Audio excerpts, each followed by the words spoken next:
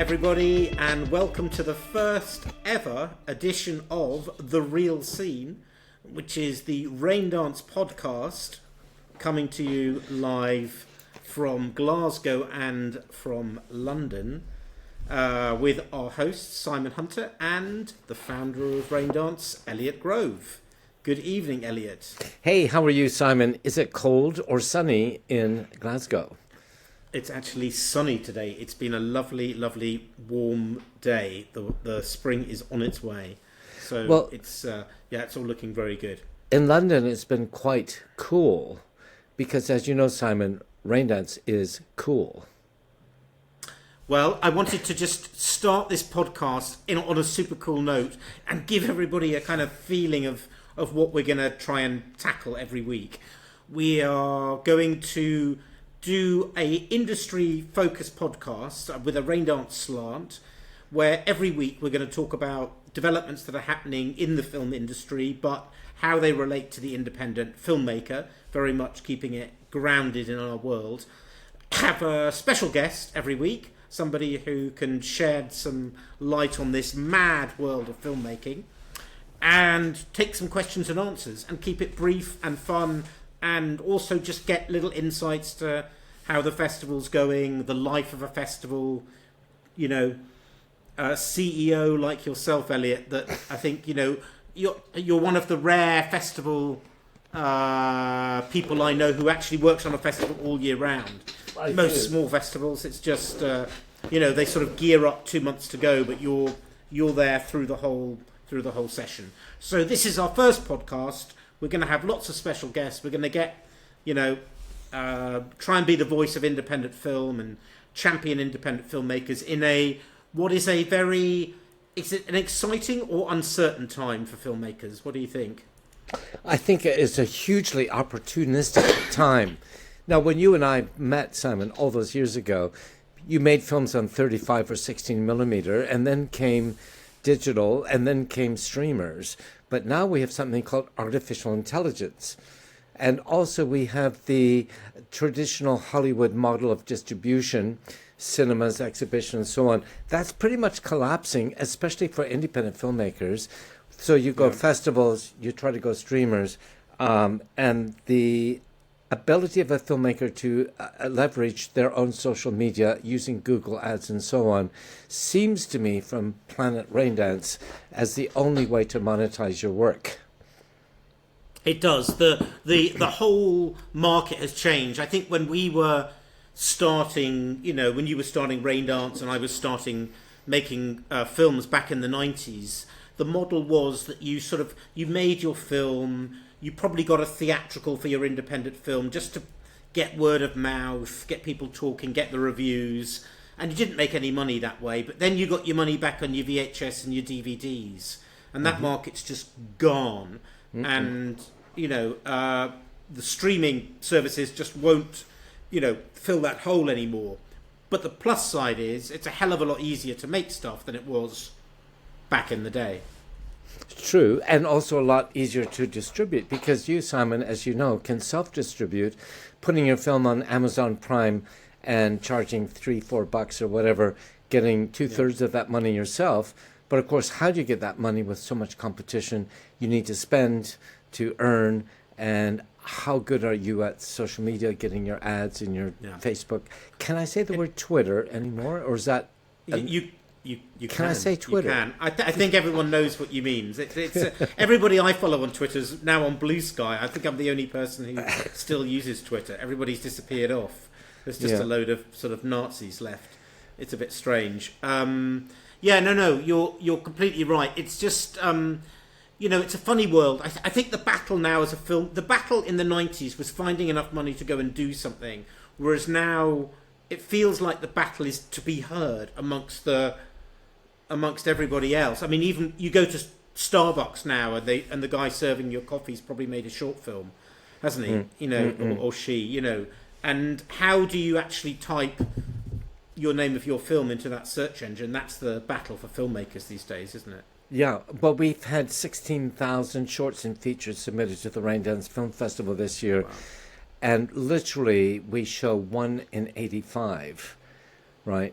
And often there'll be two films of equal merit, and one might have 12 Twitter followers, and one might have 1,000. And if they're of equal merit, of course we pick the one with the higher social media profile. And by the way, Simon, I met a colleague of ours. I won't mention her name; she'd be shy. But she said to me right before Christmas that she hated Twitter. I said, "How many followers do you have?" She said, 12. I said, "How often do you post?" She said, "Once every other month." I hate Twitter, she keeps saying. And I had to remind her of someone 2,000 years ago who started with only 12 followers and now has a major brand. Yeah, no, that's yeah. He'd do well on social media, actually. Really, hashtag the big man. It's interesting you say that, by the way. Can I just say, you just slipped in something. You're more likely to go for short films where the filmmakers have got great social media presence. Yeah, well, and also... I've never heard you say that before.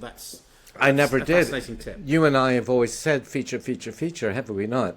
But have you heard of doom scrolling? Where people go doom scrolling. So people today get their phones, it's on the phones, and they just scroll. They do the BBC News, they do the soccer game, they do their social media, and they just scroll. They don't actually read. And so their ability to process information, which is something we call intelligence, has diminished according to a recent study by the Financial Times here in the UK. Our 15-year-olds are less literate and less intelligent than they were in 2010. It doesn't mean our brains are different. It means your ability to process information. So you come to me with a feature film, I need to actually concentrate for an hour and a half. No, I'm sorry, Simon, I only have 30 seconds. And what's more, when I look at a film on YouTube or Twitter or TikTok, whatever, 1 minute, 2 minutes, do you know what? When I click off, I can't remember where I saw it. Did I see it on YouTube? Did I see it on Facebook? Did I see it on Instagram? We don't know. And what's happening, people don't have any loyalty to the source of this, right? Yeah. Which means you as a filmmaker, if you're doing a short films... Oh, and if you heard of the Chinese micro shorts, 600 one-minute episodes, the first 3 are free, and then you subscribe. And in China last year, I just read, last year these micro shorts in China got $5 billion worth of ads. What is a micro short? What's the length of that? 1 minute, 1 or 2 minutes. Exactly, 1 or 2 minutes, okay. But they have 600 episodes. And they made $5 billion, almost equal to the cinema box office in China. And scarily, those are coming here because people's attention spans are shortened and weaker. Is there any revenue there for the filmmaker, or is it just you just put it on your only if you have 10,000 followers you get revenue? It's ad based. It's ad based, so you're not selling it to anybody. It's just the same as it's ad based. Instagram figured, Yeah, but $5 billion, I guess half of that goes to the filmmaker, whatever it is. I'm not sure what the deal is. Of course. You just need a lot of those shorts, don't you? And that's maybe the model now, isn't it? It's not producing that one. I'm going to make a short film over 6 months. It's going to be 10 minutes long. I'm going to put all my blood, sweat, and tears. It's making 20 1-minute short films over the course of a year and building up my followers and my channel. Is that more kind of what you're saying? Exactly. And it's episodic. It's like but they're a minute or 2 minutes long. I've watched some of these from China and they are truly, truly dreadful in every sense of the word. But they get hundreds of millions of followers, and the clickbait with the ad rev going to the company and the channel is phenomenal. And also to make 40 or 50 2-minute shorts, it's the same as making a feature film, but they're doing it for a and it's all vertical. It's all vertical. It's not horizontal, which means your whole storytelling has to change. I'm at Raindance talking on Thursday this past week, to TikTok. They want me to do a filmmaking challenge on the VR, on the vertical format, rather than that format, like, as you know, we used to do with whatever. And I personally hate the what we call 9:16. This format, I hate this format. I prefer that Yeah. format, as I'm sure you do too. It's what you'll grow up with, but it's I mean, the world's changing. You've just got to move with it. It's just mad. I mean, do you think, how has that affected your shorts at Raindance now? I mean, do you go for that? Is that sort of fundamentally what you want? Because you want that 1 minute, 2 minute, because it's surely better for your social media. The more people who see it, the more people hear about Raindance. It's self-perpetuating. Effectively, what you're asking for a filmmaker is, it's a deal, isn't it? It's, yes, I want the great film from you, but I also want you to bring a big audience for it as well. Yeah, well, we hope for that. I would say about 90% of the shorts are still the traditional 15 to 24 minute length shorts. Very, very worthy. I mean, they're great shorts, beautifully shot. But it seems that those shorts are coming from filmmakers out of the traditional film schools, unlike the Raindance Film School, and they haven't embraced the new opportunity.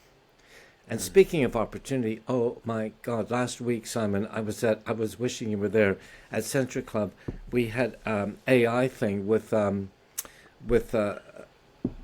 app called Mini Max, a Chinese app, where I could take a picture. This picture of you right now, I could put it in. I could put a hat on it. I could put you in a conservatory with snow in the back because you're in Glasgow. Yeah. I could then tilt your head back and forth. I could type in text and have you speak it, and your lips would move according to the shapes of the words. And I could click another button and have you speak in 41 different languages with your lips murphing, they call it, to the... It's just phenomenal. It's incredible. I saw it recently in with the Zelensky-Trump berating in the White House, and the amount of people who were doing, I don't know if you've seen any of those, but he just gets pissed off, Zelensky, and just bashes the crap out of Trump, and it is just phenomenally good. I mean, it's so realistic and believable, and it's and I suppose the thing is the change is not that wasn't possible. The change is how easy that is to achieve now for somebody sitting in their bedroom. They don't have to, spend 2 weeks on, with a 3D program to do that. They can just... What amused me, this guy doing the demo last Thursday at Century in London, he was saying, you know what, this is really almost as good as the real thing. And it reminded me of you in your experimentation with digital video way back in the early noughties. You would say, oh my God, it's almost as good as 35 millimeter. And others saying it's almost as good as digital. They're using exactly the same phrases you did all those decades ago. It's funny. Yeah. I mean, can we just zoom back a little bit? As it's our first episode, I just wanted to just go through just a few years, just briefly, so people kind of get the... I mean, you've set up a film festival in probably... I think probably the 1930s, the most interesting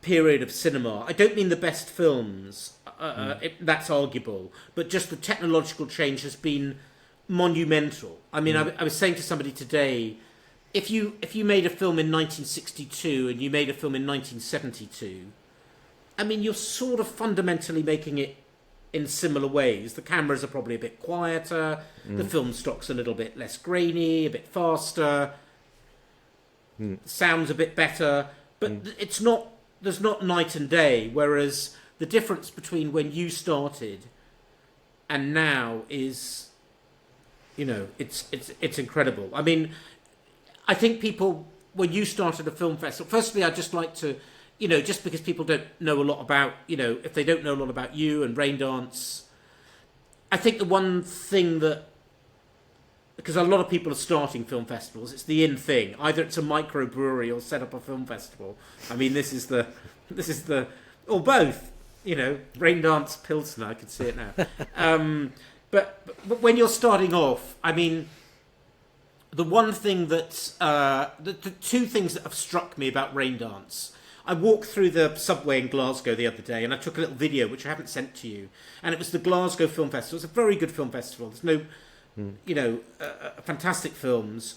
But what I noticed with all the big film festivals is how much government support they get, and sometimes only government support and support of the people who go, and that's fantastic. But Raindance has pretty much shied away from that, hasn't it? You've always gone after anybody who'll just kind of help you out. I suppose, and the other thing that's struck me so much with Raindance is the sheer roller coaster of running a film festival, especially in your day when, you know, there are years. There's no pattern to it, is there? There's just years when it's hard to get sponsorship. The films are less good some years and then amazing the next. How do you? What in your life has given you that momentum to keep going when, you know, when times are tough? Because a lot of people would just pull the plug. I mean, and you haven't. I think I've seen you many back in the day, right at the beginning, when you were sitting at the end. You know, the festival's just ended, and you're like, how the hell are we going to do this again next year? I mean, where's that come from? Is that your dad? Is that your parents? Or where do you think that? Because you've given it to, you know, I know you personally, and you've given it to your very much to your kids, but it's not something everyone's born with, and you do need it as a filmmaker. You know, it's one of the, you have to have, it's prerequisite. Well, first of all, I've been rejected something like 38 times by public funding. We've had a couple £1,000 the last couple of years from Film London. Other than that, nothing. Oh, so you've gone after it. They just don't like you, is what you're saying. I have sent in 38 very detailed sponsorship or whatever, partnership to public funding here. It's been turned down every single time, so I simply don't do it anymore. So in order to pay the bills, and the budget from when I first met you, we're now £500,000-600,000 a year, and we rely on people like you, Simon, buying tickets and coming to the festival, people like you, Simon, paying a very modest submission fee to help pay our programmers. We also rely on sponsorship and charitable donations, and that takes pretty much all of my time, 11 and a half months per year. The 2 weeks I'm not doing that is when I'm at the festival. But the reason I keep going, Simon, I guess is a bit of foolhardily. I don't know if your camera's good enough, but you see the broken skin in my forehead from banging against all the concrete walls. But also, I think everyone, yourself included. But that comes from somewhere, though, doesn't it? I mean, a lot of people, they just. I mean, I always tell students when we're doing a Raindance course or something, the worst sort of producers are the ones you meet in Starbucks. You talk about scripts for 2 months. They send it to BBC Films. BBC Films says, very interesting script. However, our slate is very busy this year. Good project. We wish you well with it. Bring any other projects in the future. And then that's it. They give up. But for Elliot, that would be, well, that surely means we've got to buy another 100 envelopes and another 100 stamps and get the script out. I mean, that is, but that's being driven like that does come from somewhere. I was just wondering where it's come from. I guess, you know, I wear dark glasses and dress in black day and night because I think I'm cool, as I keep mentioning. But it's just as a passion. And people, when I go around to festivals and meet people like you on panels, and when people ask people like you, Simon, what drives you, you always say, and as I say, passion. The P word. If you don't have passion, if you don't really believe in what you're doing, then go and get the dull and boring day job, pay your taxes, save for your retirement, and retire and rot away in some home in front of the fireplace. You know, if you want to have any kind of meaning in your life, if you want to do anything that helps other people, as I'm very passionate about, I think the films at Raindance really change people's attitude politically, social media, climate change, blah, blah, blah, all these things we've had over the years. And also the purpose of Raindance, if I can pat myself on the back, which I would do more firmer, Simon, except I was doing it too much earlier today. I've sprained my shoulder, can't quite get the hand up. The whole point of Raindance, is to give people, newcomers, a little lift up the ladder. And if anything that we can do, and yourself included, Simon, you're involved with Raindance and all those wonderful trailers you've done, how can we focus the spotlight on new aspiring talent to make their journey to the top a little less difficult than the one that both you and I have traveled? Yeah, I mean that. I think that's probably the overriding thing in Raindance is that's what it's been, isn't it? It's been the you come in with this vague dream and you go out with the feeling that actually it's not. It's tangible. You know, it is within my reach. I mean, that's the same back in, when was it, 91, first Raindance? 93. 93. And it's the same now. I mean, it's fundamentally the same thing. It's just what that means. I mean, what was that filmmaking landscape like when you started? You needed $1 million to make the movie. You needed about $1 million to make a movie. And then my first volunteer, or intern, if you like, a guy called Edgar Wright, made a film for £15,000, which was insane. That'd be Fistful of Fingers. Fistful of Fingers. And about a year later, I met Chris Nolan, who made his first film for £4,000. People thought, and shot on film by that way, and people thought that was insane. And then in 1994, we had a video feature from America called Mary Jane's Not a Virgin Anymore, by a filmmaker sadly deceased at a young age from cervical cancer named Sarah Jacobson, made for about $500.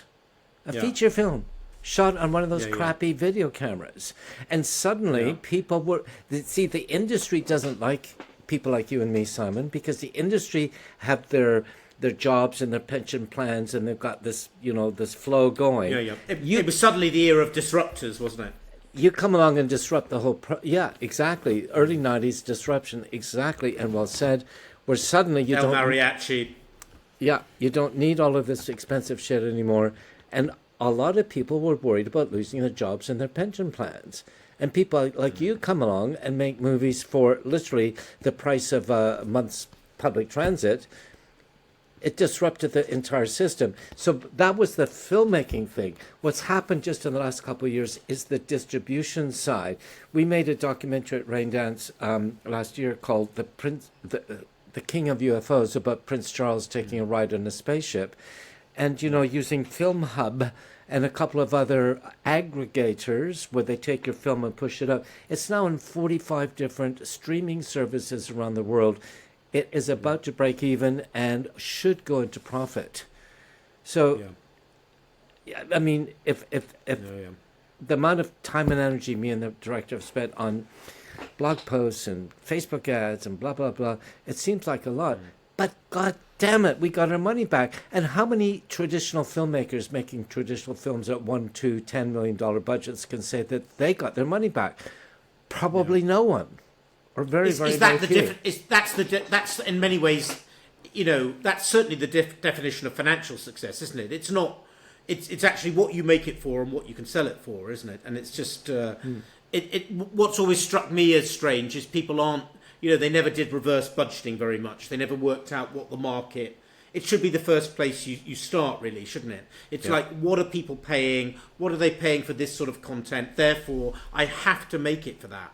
It's always, filmmaking's always done this linear way, which is, well, this costs this, and you just sort of build up, and you get to this figure, and therefore that's what I have to make it for. Yeah. But the market will probably not buy it for that. You can't, if Volkswagen make a car, they make it for 5 and sell it for 10.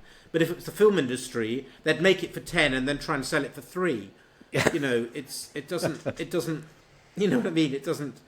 But I mean, in those days, just to go back, I mean, running a festival, you were into film prints and cinemas and negs and, all of that pre-internet days. I mean, it was just photocopying. I mean, really, it was a completely different deal, wasn't it? Were there any years that you had where you really worried that would be the last festival?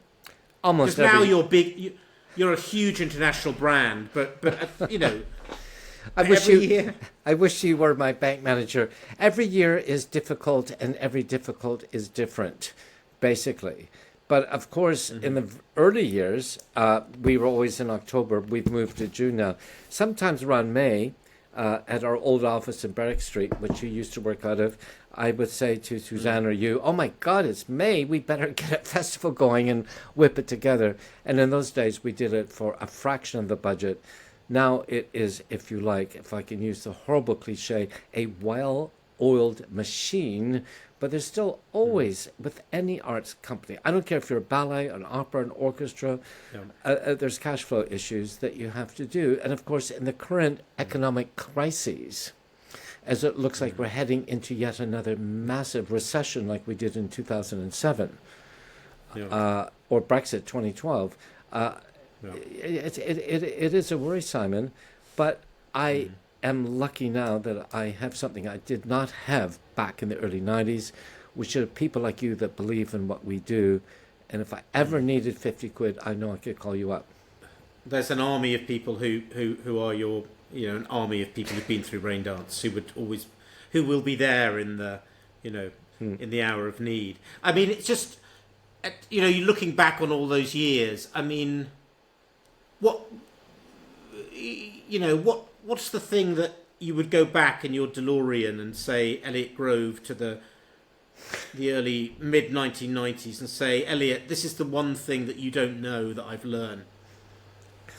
Have you ever thought that? No, I haven't. Because there's plenty I would do it, but I mean, just as running a festival.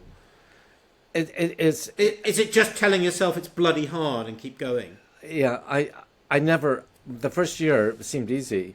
The first year, I had a film on a VHS I looked up on a shot, and it said 87 minutes on the pack. So I allowed 10 minutes to change cinemas, not realizing filmmakers always lie about the length of the film, and also not realizing cinemas need at least half an hour to turn the cinema, clean the popcorn, and get the new people in. And by the end of day 2, we were running half a day late. I was so naive. I knew nothing. But the thing that I suppose I remember, and when I look back after all of these years of Raindance, it's really, really hard work. It's grueling. But something about the look on people's faces when they come out of a cinema that you've chosen or your team have chosen, a delight where they've discovered something they would not know anywhere else. You can't put money on that. Yeah. I mean, and I think, thinking about the future and where we are, because we want to keep this we just want to wrap up in a little bit, just as our first inaugural podcast. But I mean, just inaugural, it's a horrible word, isn't it? I was thinking about festivals. Sounds like a drill, inaugural drill. Inaugural drill. I mean, I was thinking about festivals the other day and thinking that, the thing that we said earlier, which is how do you know to see a film by Elliot Grove or whatever? How do you know that exists? And if theatrical releases are going to change or are very hard for independent film, it feels like festivals are not something of the past, especially that we're going to have less shared experiences. Everyone who's going to be, you watch it at home for $200, you can, which is pretty much a couple of nights out at the movies in London. You can buy a 4K television and a sound bar and, you can get the whole gubbins.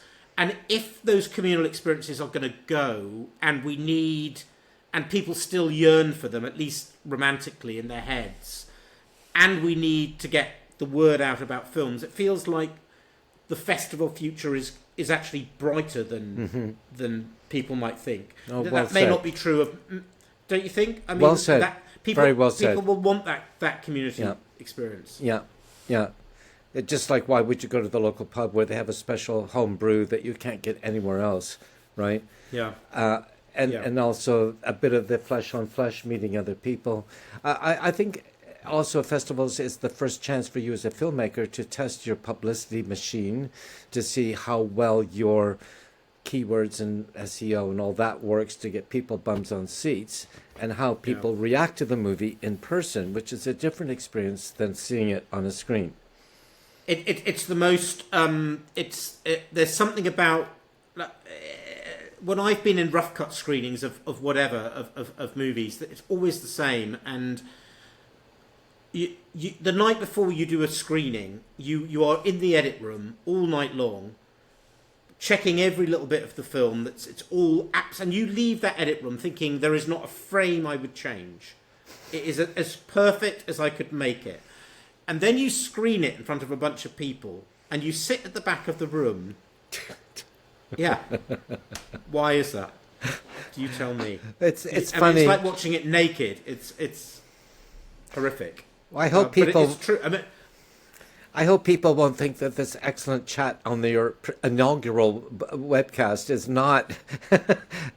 They're not going like this. It's been really fun talking to you. But people, I think, given that when you get so close to something, it's difficult to judge your own work too. Which is why festivals, again, have such an important place. Because you could make a new Phil Simon, it could screen at Raindance, you might think it's perfect, watch it in front of a couple hundred people and go, oh my God. You still have a chance to go and change it, but meanwhile you get the publicity and people talking about it, so it takes off on the Netflixes of this world or whatever. Yeah. I mean, I would say as filmmakers, I mean, people are filmmakers because they have the passion for it. They want to do it. They don't want to be bankers. They don't want to be this or that. They want to go and make a film. And I would say if you're choosing a creative life with all the ups and downs of that, one of the most incredible experiences is that shared communal experience of showing your piece of work in front of 200-300 people at Raindance. I mean, or any festival or any large audience. It's like nothing else. And if you don't crave that, then well, excuse me, Simon. Why are you doing it? Just excuse me, Simon. There's no one that I know has had more experience in front of festival audiences in different countries, people of whom you know not a single person, no relatives, no ex-girlfriends or parents, than you yourself. And you know yourself, you watch the first 5 minutes, you go and get drunk at the bar, and you come back for the last 5 minutes to see if anyone's left or not. And that